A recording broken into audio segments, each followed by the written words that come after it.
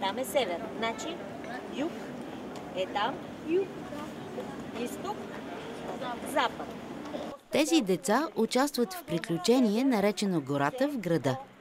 Интерактивната игра позволява на участниците да откриват неподозирани съкровища в природата около нас. Сред парка, през който редовно минават, но не се вглеждат в него. Или по дърветата, които иначе не забелязват. Когато камерата ги следи, са естествени. Ако застанат пред нея обаче, първо са малко сковани, но после споделят тайните си. Нашата цел е да се научим да ценим богатството и красотата на дърветата около нас. Приятно е да съм около природата. Общо след това. Получавам по забавен начин за значението и разнообразието на гората, за дърветата. Аз съм си посадил няколко праскови и сега вече са големи и може да се прави най-различни работи от тях. Например, компот, стават за ядене и това е.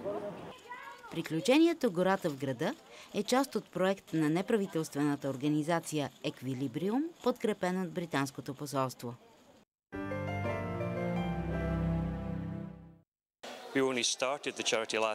Стартирахме благотворителната организация миналата година, септември-октомври, като съвсем ново начинание тук в България.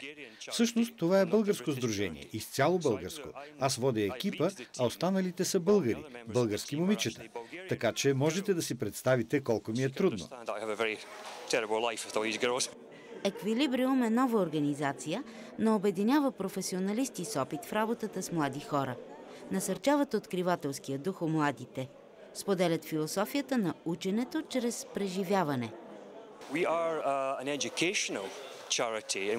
Ние сме образователно сдружение. Стараем се да представяме различен тип обучение, което наричаме учене чрез опит, чрез преживяване. Това означава учене чрез активно въвличане на децата в това, което правят.